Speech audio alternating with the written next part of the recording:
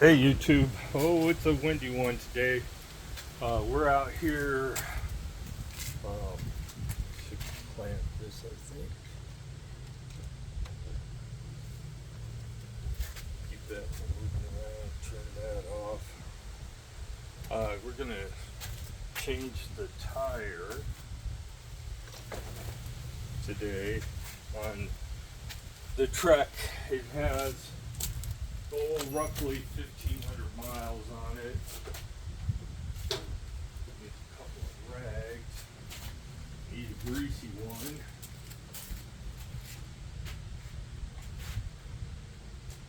And we're gonna wipe the bike off, wipe the wheel off, maybe get some of the grease off of it. So, first step is to shift down to the lowest, the highest gear. Get her down there on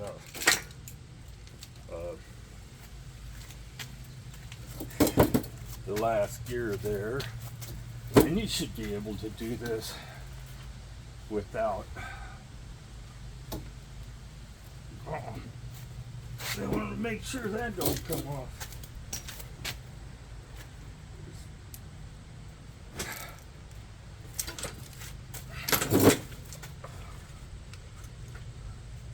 The reason I have the greasy rag is to grab a hold of the chain and get it off the freewheel there. And that freewheel is nasty. There's grease on it, on top of grease. So, all we gotta do is I let the tire out, pressure out. I guess I might need a tool for into there.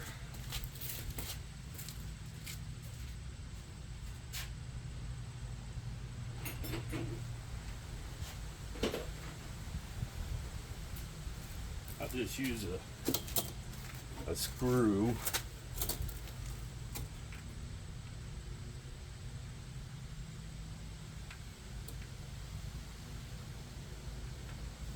Come on. Easier said than done.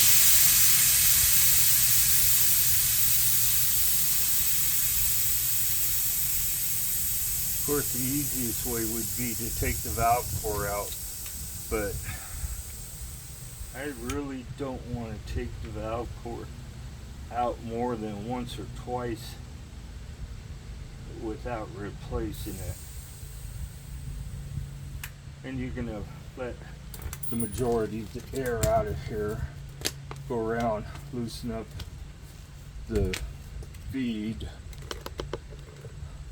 on the tire. I might have to use levers. These seem like they're pretty stiff, but we'll try doing it without the lever. And we're not going to, so I guess I better get the lever out. So we'll leave that right there. Get my bag. I think I have some levers in here. Since I have had tires off.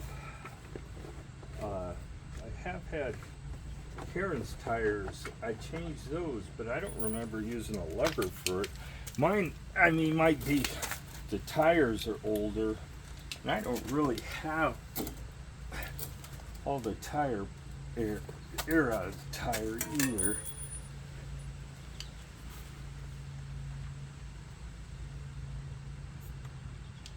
Somebody doing construction work somewhere up.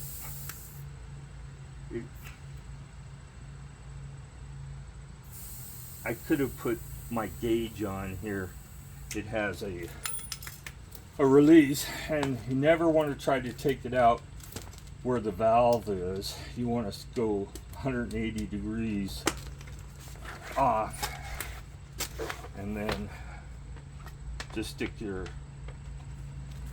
I can't really show you that without moving the camera, but you just stick this in the tire, pray out. Don't ever use a screwdriver. Go back over to the same spot. and pull the tire out. The valve core is really stuck on there. We'll put that on the tire to keep it from scraping up the rim. So we'll lean this over there. We're gonna clean that up a little bit. Take this, it's pretty thin in the center. This is a good quality tire. They don't make them anymore, so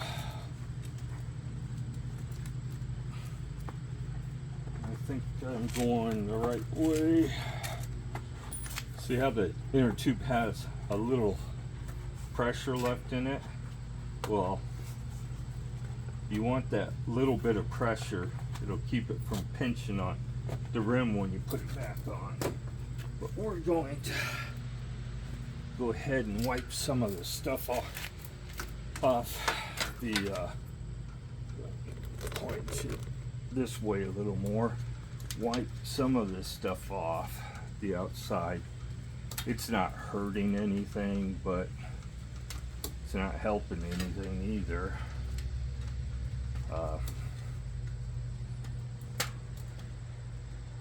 And the cassette is kind of dirty. There's quite an easy way to clean it is to remove it and then just spray it off with a degreaser. But in my case, I'm not going to do that. These hubs are not the best quality. So and just wipe off what we can. And then that rag I have down there is a little wet, so I don't want to. There's not so much on here that it's going to affect the shifting. Let me get something to stick down in there.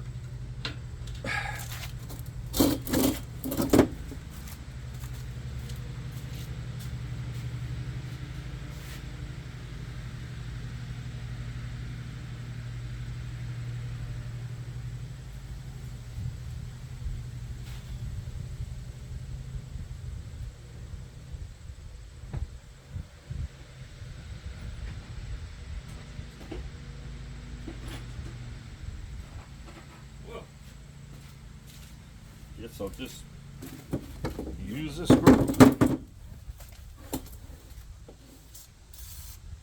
I do see some, this is WD-40, it's not going to hurt anything, but I do see some sand on it. And although it might be hurting the environment, we'll just sit down there. The only way to really check wear on this is to clean it. And you guys can see which gears I use all the time because they're shiny. This is a black cassette. It's black anodized, or it's steel, so it's painted somehow. And I'm looking at my small tooth here to see how it's faring. And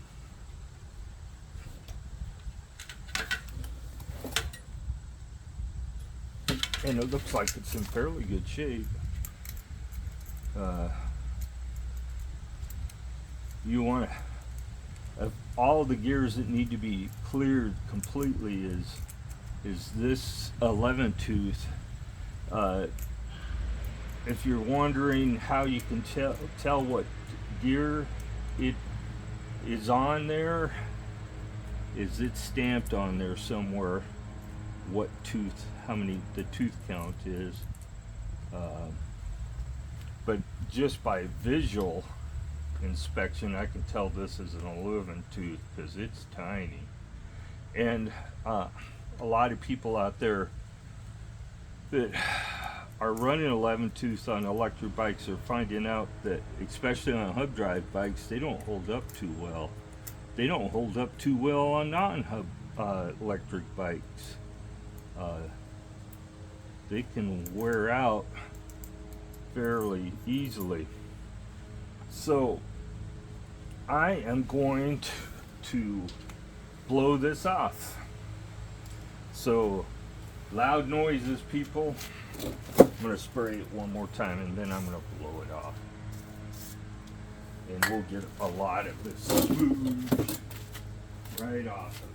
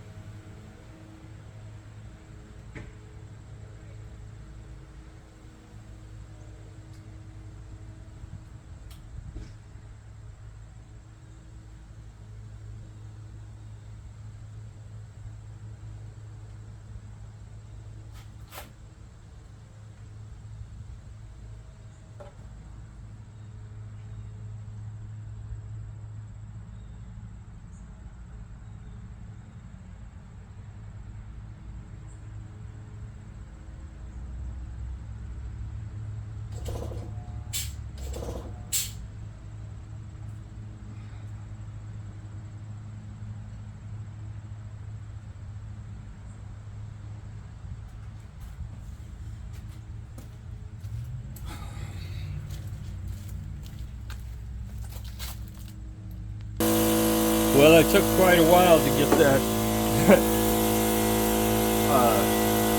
started.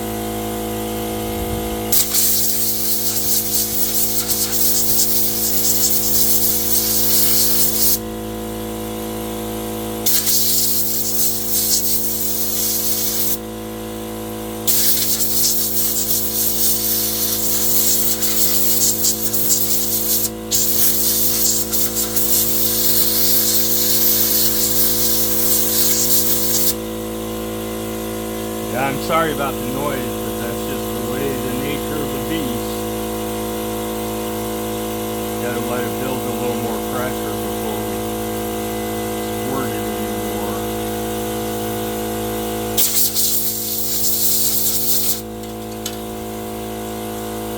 But that's clean enough, I think. Now we gotta go around and wipe off the grease.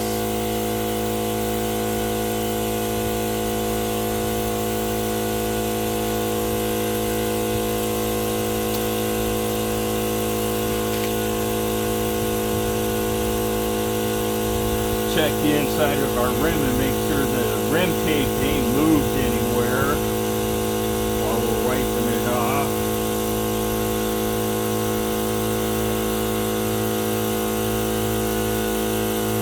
The bad thing about that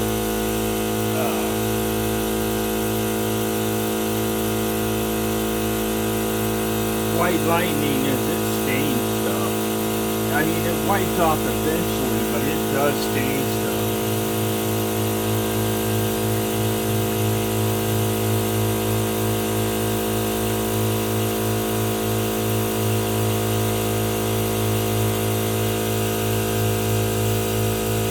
Because it's even on this inside. inside of this hub. Hey, air compressor, you can shut off anytime now. It shuts off and the neighbors are making noise. No surprise there.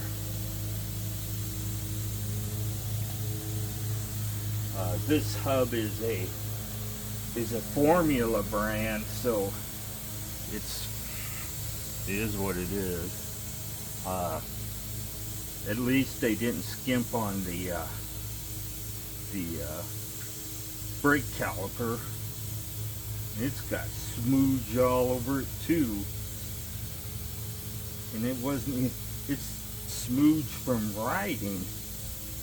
I'm trying to wipe it off, but I ain't having much luck, I don't think.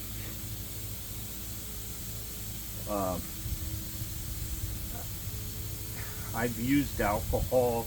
You could use brake cleaner. If I don't unhook that, it'll be making noise here again. Brake cleaner is probably the best, but don't spray your pads with it, and make sure you don't get it anywhere it ain't supposed to be. So now we'll wipe the inside of the bike off. Wow.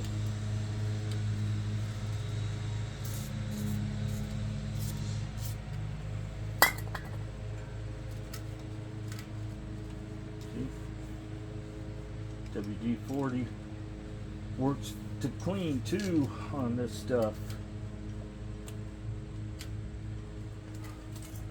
And then we have to clean those chain wheels off. But I'll have to use this really dirty one to do it.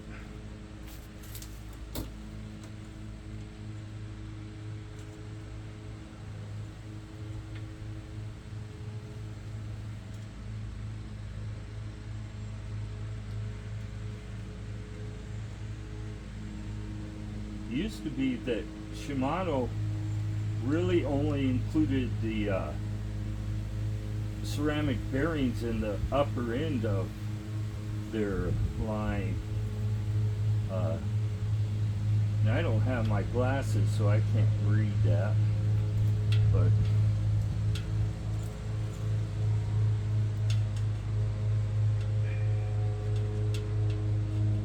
the bottom one ain't so bad. So, wipe my hands off a little bit, and then we'll stick our tire in. So now when you put the tire in, you're going to do it the opposite way. You're going to start with the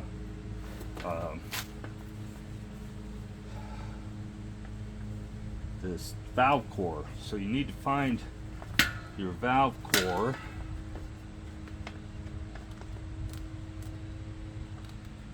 I have it up here somewhere.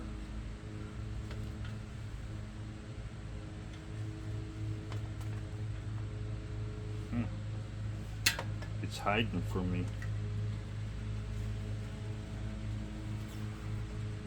We'll just keep spinning the tire until we find it. There we go. Line up your valve core and stick it in first. You want to keep it as straight as possible. If you don't, it'll make it a pain to put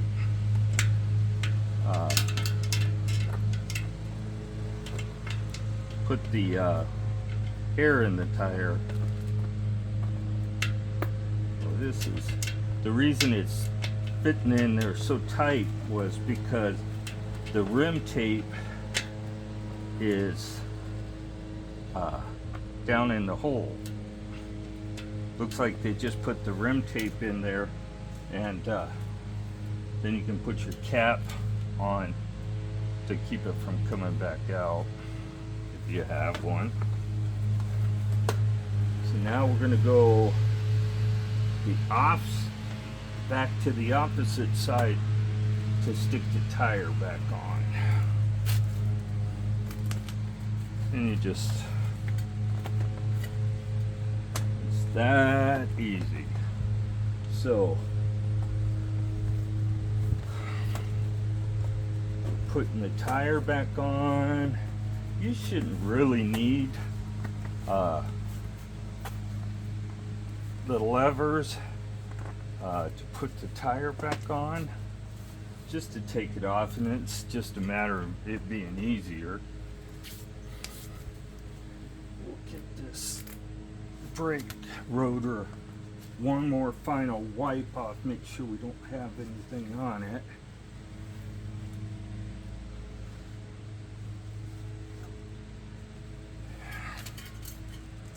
And I'll go get my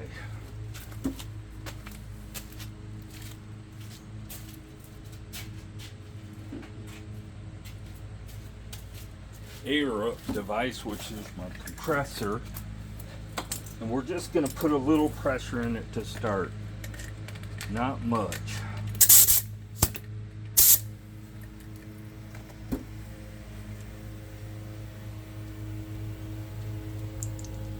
Oh, dropped it.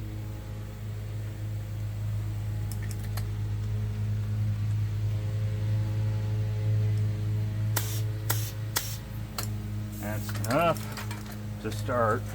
Now what we're going to do is you're going to go around the tire and make sure it's seated properly.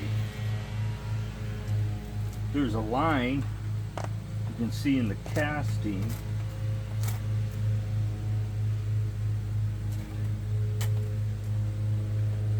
And just make sure that it's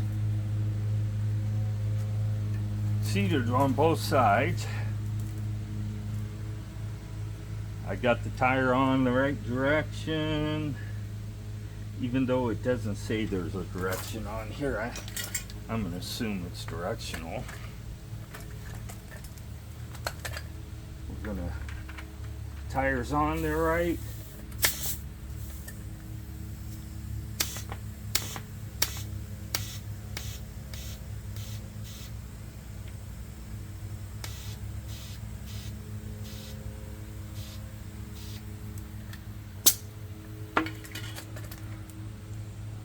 The valve cores come out straight.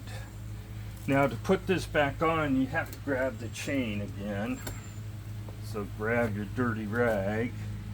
Be careful when you're lining it up. So grab this bottom.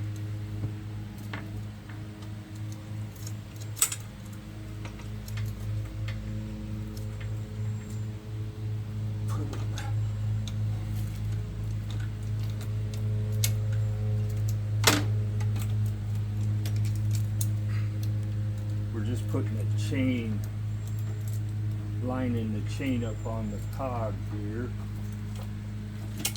and we need to make sure we're in the disc brake, and then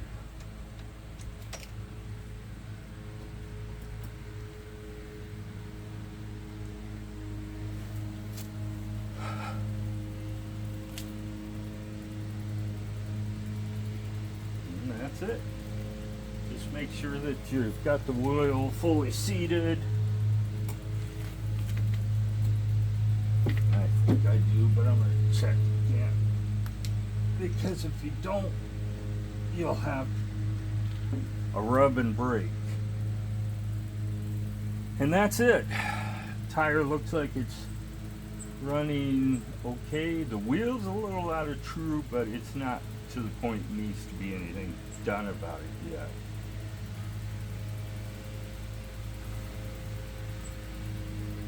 Wheel truing's becoming a lost art for a lot of people because of most of the bikes nowadays just don't require it.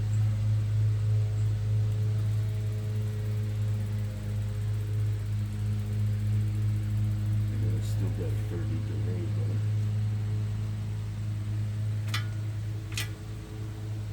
Neighbors lately been mowing the lawn twice a week. It's more than I want to mow it.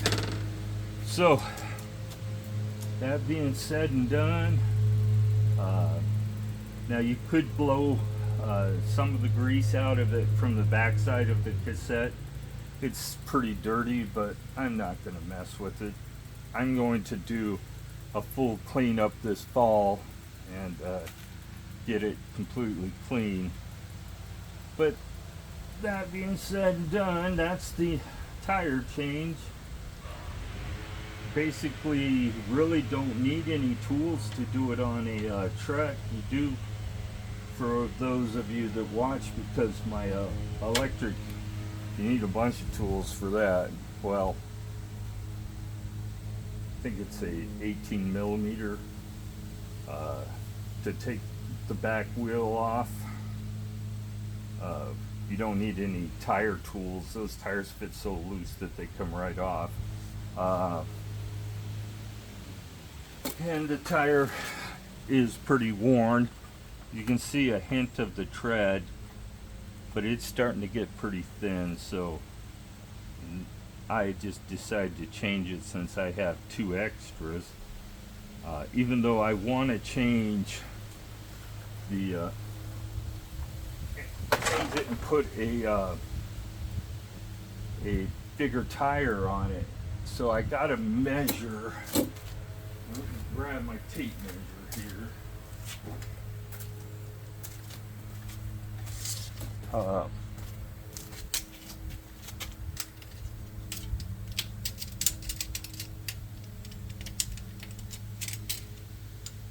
There's really no way to measure it even with the tire off. But we have 3/4 of an inch between the tire and the frame in the front there, so you could go an inch bigger. This is a 45C, so an inch bigger would be, you could go probably 57, I would think would be the upper limit of what you could fit on the bike.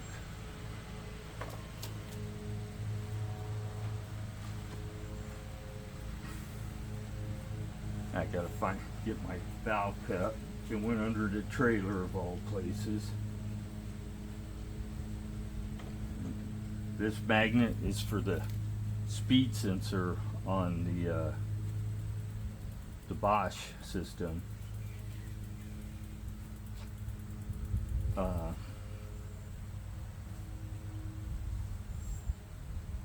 Black spokes, who would have ever thought?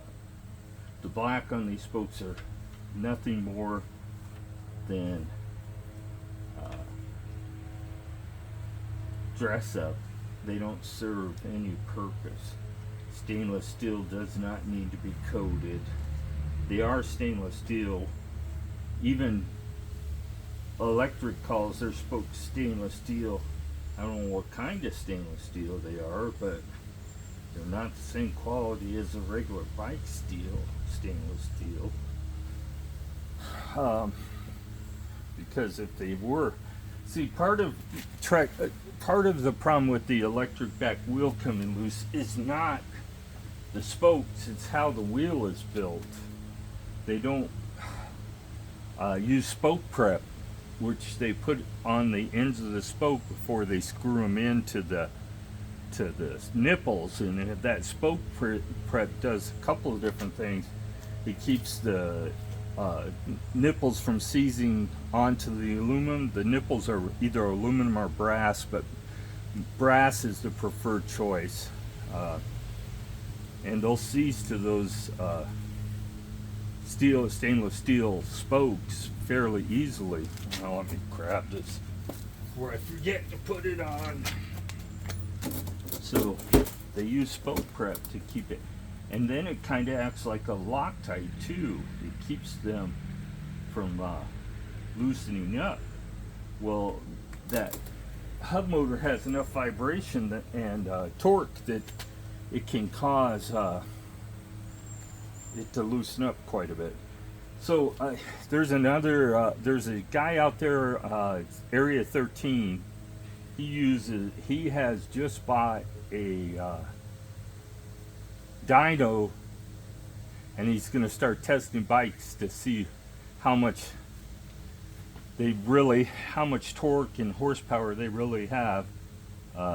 So far he's done one bike that I've seen, and that's from his own brand. He has his own bike brand, and it was rated at 750 watts, and he almost made 1300 watts in the unlocked mode. And as to speed, I don't remember how fast he was going, because the dyno only counts revolutions of the wheel, not the speed. There is a conversion for it based on the wheel size, but he may revolutionize what bike manufacturers are telling people what their torque is. Bafang claims on their 750 watt motor of having 80 newton meters. Well, unfortunately, that must be measured at the hub and not at the wheel, because he was only getting 32 out of an 80 newton meter motor. So keep that in mind. There's a lot of lies being told in the bike industry, especially from the less reputable companies. Well, I'm going to call it a video. I have an important phone call coming in pretty soon. Karen wants to be in on it, so I'm going to leave the bike right where it is, because I'll be riding it later. And y'all have a great day.